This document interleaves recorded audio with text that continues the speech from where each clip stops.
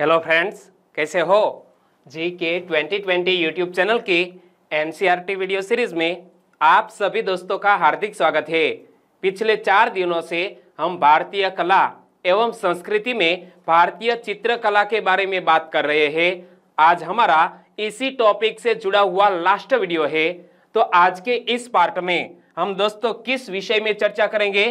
तो हम भारतीय चित्रकला में लघु चित्रकारी की तकनीक, आधुनिक काल में चित्रकला, पटना की कंपनी शैली, मधुबनी पेंटिंग्स, कलमकारी चित्रकला और आगे प्रसिद्ध आधुनिक चित्रकारों में राजा रवि वर्मा, अवनींद्र नाथ ठाकुर और अमृता शेरगिल की बात करने वाले हैं। तो इस वीडियो में आप लास्ट तक बने रहिए। लास्ट में कमेंट सेक्शन में जरूर बताना कि आपको यह वीडियो कैसा लगा। और आप सभी को भी पता होगा कि जो मधुबनी पेंटिंग्स है उसको जीआई टैग भी दिया गया है। तो कलमकारी चित्रकला किस राज्य से संबंधित है, ऐसे महत्वपूर्ण फैक्ट को लेकर मैं इस वीडियो में आपके सामने मौजूद हूँ। यदि वीडियो अच्छा लगे तो वीडियो को लाइक करना और दोस्तों लास्ट में कमेंट सेक्शन में एक अच्छी कमेंट जरूर लिखना, ओके। और खास तौर पर क्लास 1, 2, 3 कोई भी एग्जामिनेशन की तैयारी कर रहे हैं, उनके सिलेबस में भारतीय कला एवं संस्कृति है, तो हमारे इस वीडियो से आपको निश्चित तौर ही मदद मिलेगी, ओके। चलिए बिना वक्त गंवाए स्टार्ट करें। तो सबसे पहले लघु चित्रकारी की तकनीक के बारे में बात करें। मध्यकाल में चित्रकलाओं का स्वरूप लघु चित्रकारी ही था, जिसको परंपरागत तकनीक से बनाया जाता था। दोस्तों लघु चित्रकारी के लिए एक स्पेशल वर्ड्स का भी यूज किया जाता था। आपको याद है तो नीचे कमेंट सेक्शन में लिख सकते हैं, ओके। कल ही मैंने आपको बताया था। तो मध्यकाल में चित्रकलाओं का स्वरूप लघु चित्रकारी ही था, जिसको परंपरागत तकनीक से बनाया जाता था। पहले खाके को लाल या काले रंग से स्वतंत्र रूप से बनाया जाता था, फिर उस पर सफेद रंग लगाकर बार बार चमकाया जाता था ताकि बहिर्रेखा स्पष्ट रूप से दिखाई पड़े। क्या दोस्तों, मध्यकाल में चित्रकलाओं का स्वरूप लघु चित्रकारी ही था, जिसको परंपरागत तकनीक से बनाया जाता था। पहले खाके को लाल या काले रंग से स्वतंत्र रूप से बनाया जाता था, फिर उस पर सफेद रंग लगाकर बार बार चमकाया जाता था ताकि बहिर्रेखा स्पष्ट रूप से दिखाई पड़े। और फिर नई कुची की सहायता से दूसरी बहिर्रेखा खींची जाती थी और पहले वाले खाके को बिल्कुल स्पष्ट और दृष्टिगोचर कर दिया जाता था। दोस्तों हम बात कर रहे हैं लघु चित्रकारी की तकनीक की, ओके। और दोस्तों चित्रकलाओं में प्रयुक्त रंग खनिजों और गेरुओं से लिए गए थे। पेओरी, पेओरी क्या है? गायों के मूत्र से निकाला गया पीला रंग था पेओरी। और बबुल गोंद और नीम गोंद का प्रयोग बंधनकारी माध्यम में होता था। बंधनकारी माध्यम यानी कि चिपकाने के लिए यह बबुल गोंद और नीम गोंद का प्रयोग होता था। एक बार फिर से देखो कि चित्रकलाओं में प्रयुक्त रंग खनिज और गेरुए से लिए गए थे। पेओरी क्या है? गायों के मूत्र से निकाला गया पीला रंग। और बबुल गोंद और नीम गोंद का प्रयोग बंधनकारी माध्यम में होता था। तो दोस्तों ऐसा क्वेश्चन भी एग्जामिनेशन में पूछ लिया जा सकता है कि पेओरी क्या है, तो आप क्या आंसर देंगे? पेओरी क्या है? गायों के मूत्र से निकाला गया पीला रंग है। और पशु के बाल से कूची बनाई जाती थी। क्या? पशुओं के बाल से कूची बनाई जाती थी, जिसमें गिलहरी के बाल से बनी कूची सर्वश्रेष्ठ होती थी। क्या दोस्तों? जिसे हम पेंट ब्रश कह सकते हैं, हिंदी में इसे बोलते हैं कूची। तो पशु के बाल से कूची बनाई जाती थी, जिसमें गिलहरी के बाल से बनी कूची सर्वश्रेष्ठ होती थी। चित्रकला सामग्री के रूप में ताड़ के पत्ते, कागज, काष्ठ और वस्त्र का प्रयोग होता था। और चित्रकला के पश्चिमी वर्णों और तकनीक के प्रभाव के कारण भारतीय चित्रकला की परंपरागत शैलियां 19वीं शताब्दी के उत्तरार्ध में अंततः समाप्त हो गई थी। वजह क्या थी? यह पश्चिमी वर्णों एवं तकनीक का प्रभाव, जिसकी वजह से हमारी जो परंपरागत शैलियां थी वो 19वीं शताब्दी के उत्तरार्ध में दोस्तों समाप्त होने के कगार पर थी। चलिए आंसर बताइए, किसके बाल से बनी कूची सर्वश्रेष्ठ होती थी? आंसर आपने गैस कर लिया क्या? गिलहरी। ओके, तो गिलहरी के बाल से बनी कुची सर्वश्रेष्ठ होती थी। सही आंसर है ऑप्शन सी।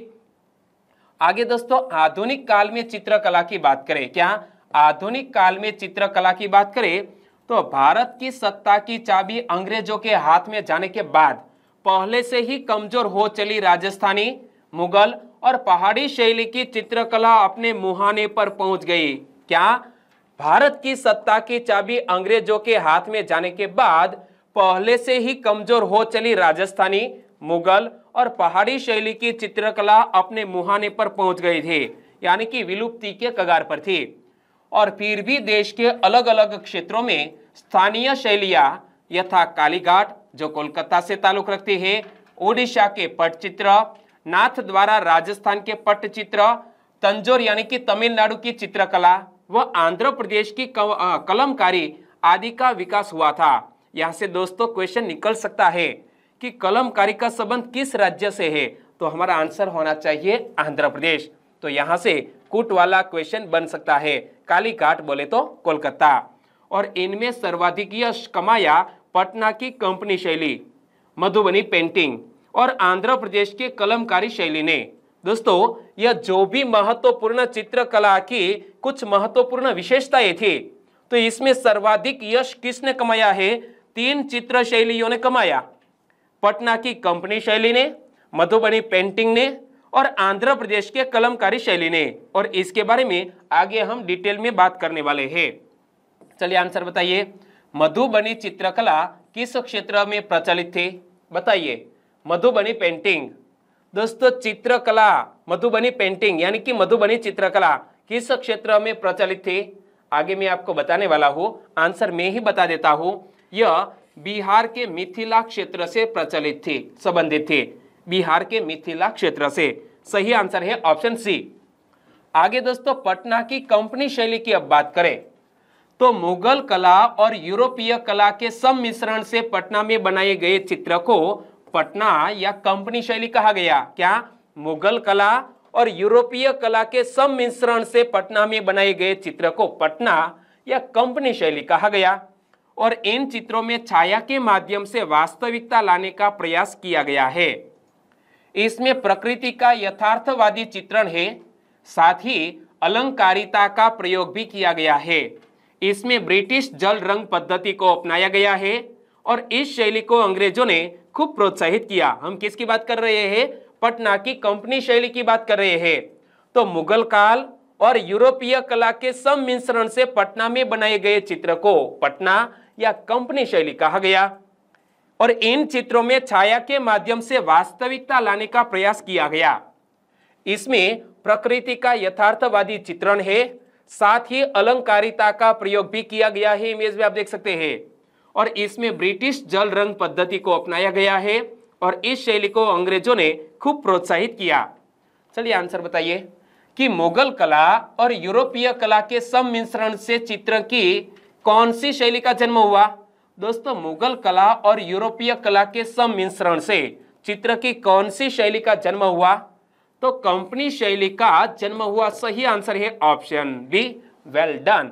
आगे दोस्तों मधुबनी पेंटिंग्स की बात करें, इमेज आप देख सकते हैं मधुबनी पेंटिंग की यह प्रॉपर इमेज है। और दोस्तों मधुबनी पेंटिंग को GI टैग भी दिया गया है, इसीलिए महत्वपूर्ण है।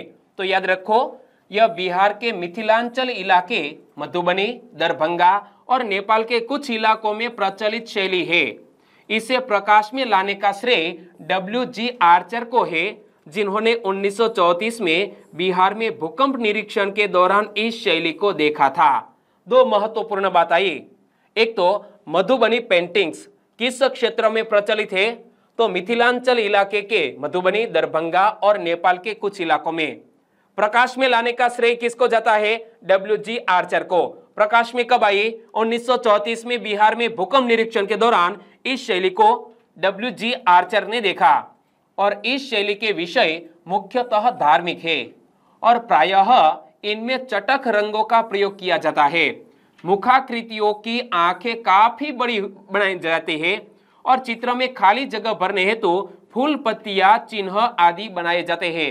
ये इमेज में देखिए कि यहाँ जो मधुबनी पेंटिंग्स में यह जो खाली जगह है, इसे भरने के लिए क्या बनाई जाती है, फूल पत्तियां या चिन्ह आदि बनाए जाते हैं। और याद रखना इसकी एक खास बात है कि मुखाकृतियों की जो आंखें होती है वो काफी बड़ी बनाई जाती है यह मधुबनी पेंटिंग्स में। और यहां पर देखिए यह है मधुबनी पेंटिंग्स, इसमें ये आंखें देखिए, आंखें काफी बड़ी बनाई जाती है।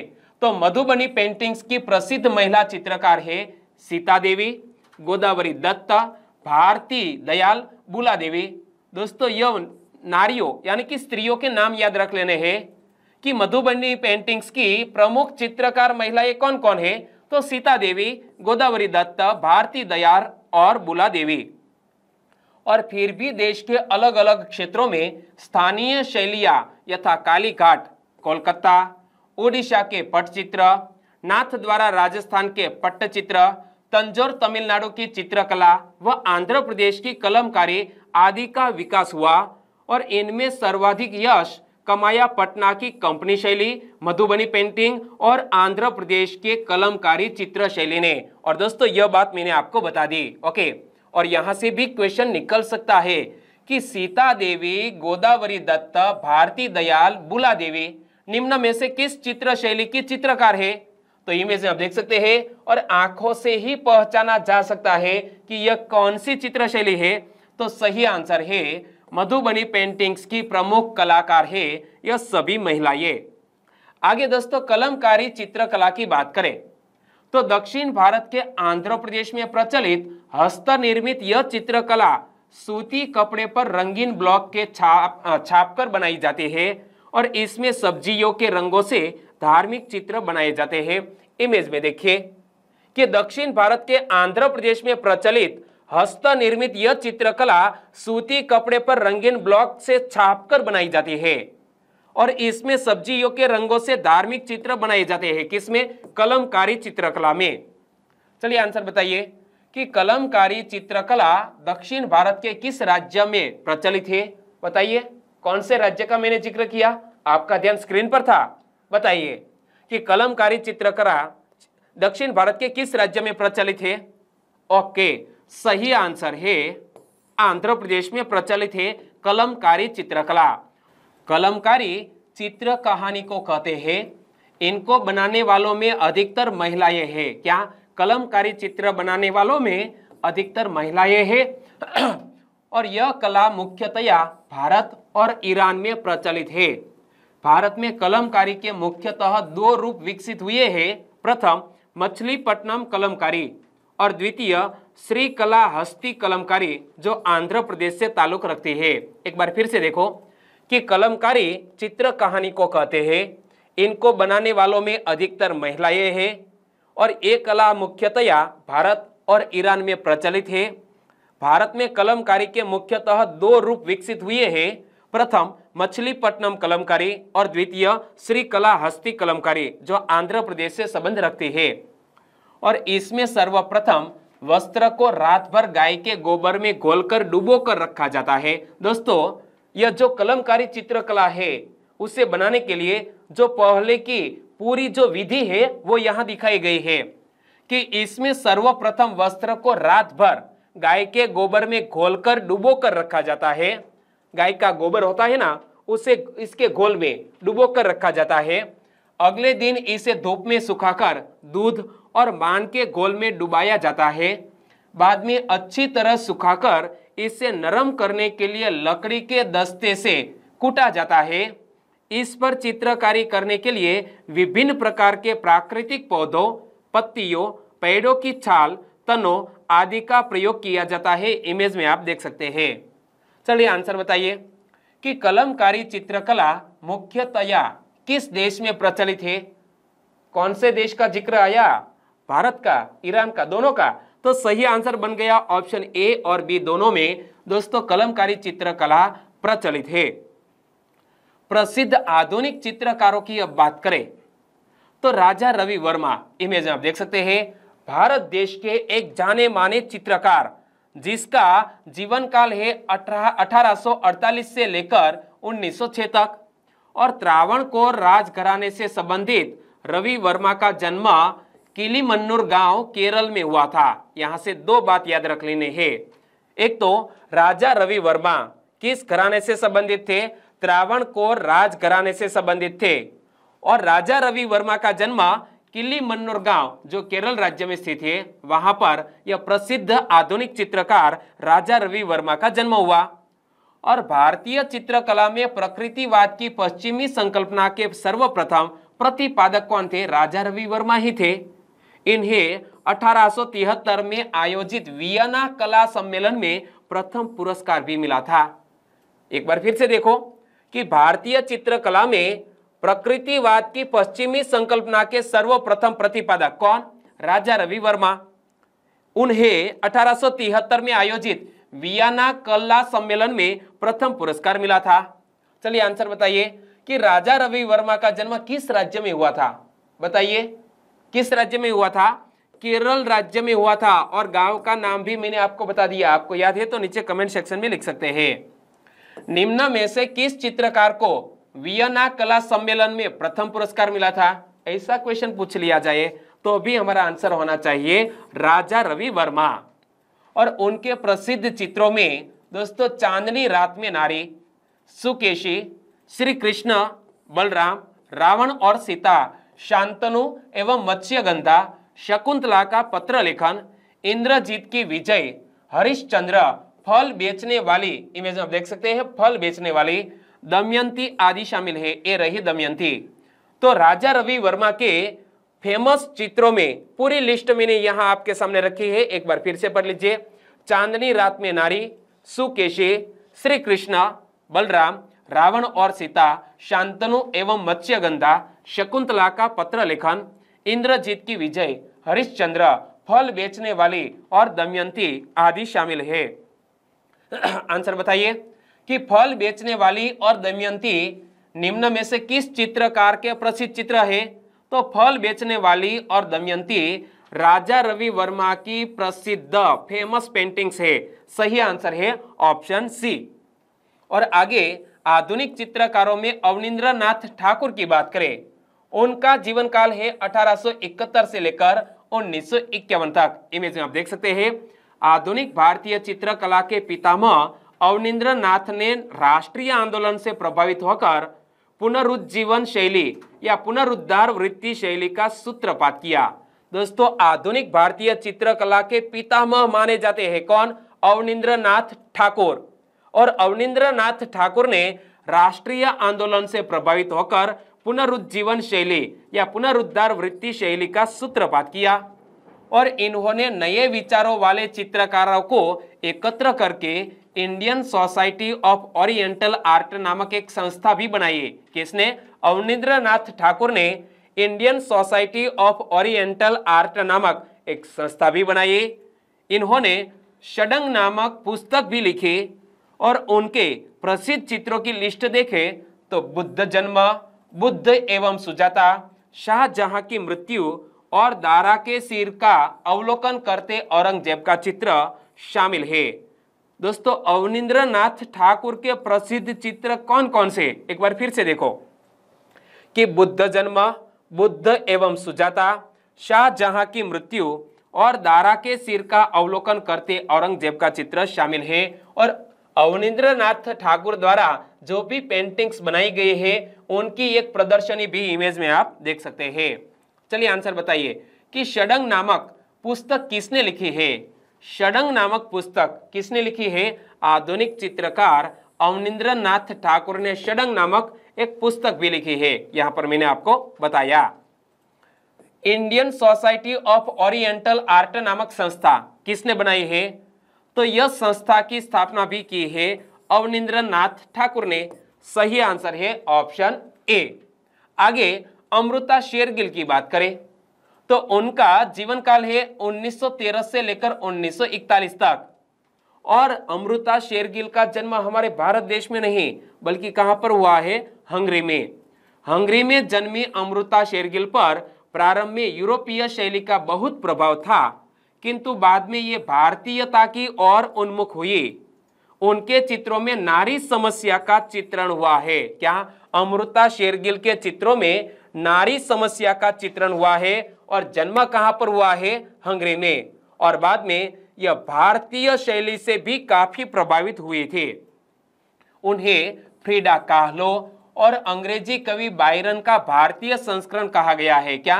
अमृता शेरगिल को फ्रीडा काहलो और अंग्रेजी कवि बायरन का भारतीय संस्करण कहा गया है। इमेज आप देख सकते हैं, अमृता शेरगिल द्वारा पेंटिंग्स की गई यह इमेज।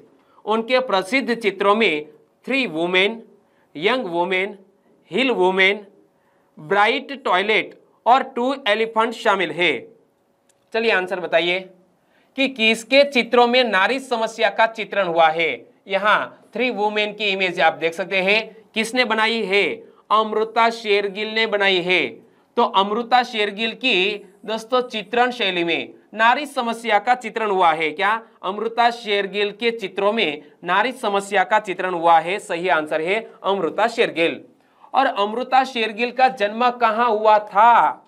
अमृता शेरगिल का जन्म हंगरी में हुआ था। सही आंसर है ऑप्शन डी। आगे दोस्तों कुछ अन्य महत्वपूर्ण तथ्य यानी कि विचार की बात करें तो वात्स्यायन ने कामसूत्र में चित्रकला के जो षडंग सिद्धांत दिए थे वे है रूपभेद, प्रमाण, भाव, लावण्य योजना, सादृश्य और वर्णिका भंग। दोस्तों वात्स्यायन मुनि का एक ग्रंथ है जिसका नाम है कामसूत्र, और कामसूत्र में चित्रकला के जो षडंग सिद्धांत दिए हैं वे षडंग सिद्धांत है रूपभेद, प्रमाण, भाव, लावण्य योजना, सादृश्य और वर्णिका भंग। और भारत के बाहर चित्रकला के प्रसिद्ध केंद्र कौन कौन से? तो अंकोर वाट जो कंबोडिया में है, और बोरोबुदुर यह दोस्तों जावा देश में है। बोरोबुदुर मंदिर यह भारत के बाहर चित्रकला के प्रसिद्ध केंद्र है। चलिए आंसर बताइए कि कामसूत्र ग्रंथ किसने लिखा है। इमेज के जरिए आपको पता चल गया कि कामसूत्र ग्रंथ किसने लिखा है? वात्स्यायन ने लिखा है। सही आंसर है ऑप्शन सी। और भारतीय चित्रकला में आकार को अंतर्वस्तु के एक वाहन के रूप में नहीं माना गया है।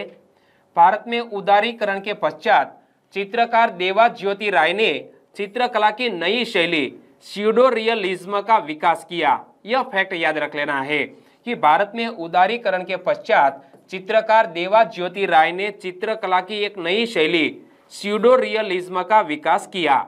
और ऐसा क्वेश्चन पूछ लिया जाए कि चित्रकला की नई शैली स्यूडो रियलिज्म का विकास किसने किया, तो हम किसका आंसर देंगे, किसका नाम लेंगे?